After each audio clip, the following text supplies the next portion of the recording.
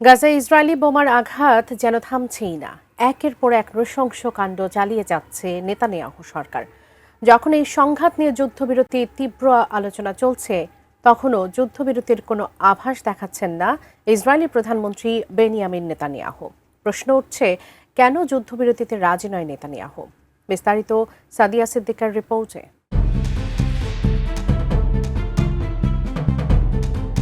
গাজা যুদ্ধবিরতি টিকিয়ে রাখতে বেনিয়ামিন নেতানিয়াহুর অনীহা এবং এর নেপথ্যে থাকা জটিল রাজনৈতিক সমীকরণ নিয়ে আল জাজিরার সাম্প্রতিক এক প্রতিবেদন বিশ্বজুড়ে নতুন আলোচনার জন্ম দিয়েছে। যুক্তরাষ্ট্র সফর শেষে ডোনাল্ড ট্রাম্পের পূর্ণ সমর্থন নিয়ে দেশে ফিরলেও নেতানিয়াহুর পরবর্তী পদক্ষেপগুলো ইঙ্গিত দিচ্ছে যে তিনি এখনই স্থায়ী শান্তির পথে হাঁটতে প্রস্তুত নন। ট্রাম্প তাকে নায়ক আখ্যা দিলেও খোদ মার্কিন কর্মকর্তাদের মধ্যেই বাড়ছে অসন্তোষ, কারণ নেতানিয়াহু ইচ্ছাকৃতভাবে যুদ্ধবিরতির ২০ দফা পরিকল্পনা বাস্তবায়নে ধীরগতি দেখাচ্ছেন।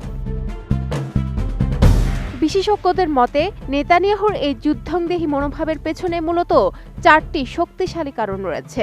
প্রথমত, তার রাজনৈতিক ক্ষমতার উৎস হল ইসরায়েলের ইতিহাসের সবচেয়ে কট্টর ডানপন্থী জোট। দেশটির জাতীয় নিরাপত্তা মন্ত্রী ইতামার বেন গাভির ও অর্থমন্ত্রী বেজালেল স্মোটরিচের মতো নেতারা স্পষ্ট জানিয়ে দিয়েছেন যে যুদ্ধবিরতি হলে তারা সরকার থেকে সমর্থন প্রত্যাহার করবেন। তারা গাজাকে পুরোপুরি দখল এবং সেখানে নতুন করে ইহুদি বসতি স্থাপনের স্বপ্নে বিভোর। নিজের গদি রক্ষায় নেতানিয়াহুকে এই কট্টরপন্থীদের আবদার মেনে নিতে হচ্ছে। RICL TMX, যুগের পর যুগ স্থাপনা থাকে মজবুত। দ্বিতীয়ত, গাজায় আন্তর্জাতিক নিরাপত্তা বাহিনী মোতায়েনের প্রস্তাব নেতানিয়াহুর জন্য বড় এক উদ্বেগের কারণ। যদি বিদেশি কোনো বাহিনী গাজায় অবস্থান নেয়, তবে ভবিষ্যতে সেখানে ইসরায়েলি সেনাবাহিনীর অবাধে সামরিক অভিযান বা লক্ষ্যভিত্তিক হামলা চালানোর সুযোগ সীমিত হয়ে যাবে। তিনি গাজাকে ইসরায়েলের সামরিক নিয়ন্ত্রণে রেখে ভবিষ্যতে হামাসের বিরুদ্ধে পুনরায় অভিযান চালানোর পথ খোলা রাখতে চান।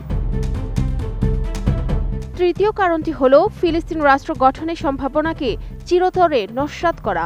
যদিও যুদ্ধবিরতি চুক্তিতে রাজনৈতিক দিগন্তের কথা বলা হয়েছে, কিন্তু নেতানিয়াহু প্রকাশ্যেই ফিলিস্তিন রাষ্ট্রকে পাগলামি বলে মনে করেন। পশ্চিম তীরে নতুন বসতি স্থাপন এবং পূর্ব জেরুজালেমকে বিচ্ছিন্ন করার মাধ্যমে তিনি এমন এক পরিস্থিতি তৈরি করছেন যেখানে ফিলিস্তিনিদের জন্য কোনো সার্বভৌম রাষ্ট্র গঠন অসম্ভব হয়ে পড়ে। সর্বোপরি নেতানিয়াহুর ব্যক্তিগত সুরক্ষা ও রাজনৈতিক ভাবমূর্তি রক্ষার জন্য যুদ্ধ জারি রাখা জরুরি হয়ে পড়েছে। দুর্নীতির মামলা, অতি ধর্মীয় ইহুদিদের সেনাসেবা নিয়ে অভ্যন্তরীণ বিরোধ এবং ৭ অক্টোবরের গোয়েন্দা ব্যর্থতা, সব মিলিয়ে তিনি এখন কোণঠাসা। এই সংকটময় সময়ে নিজেকে যুদ্ধকালীন নেতা হিসেবে উপস্থাপন করতে পারলে জরুরি অবস্থার অজুহাতে তিনি সব সমালোচনা ও বিচারিক প্রক্রিয়া থামিয়ে দিতে পারেন।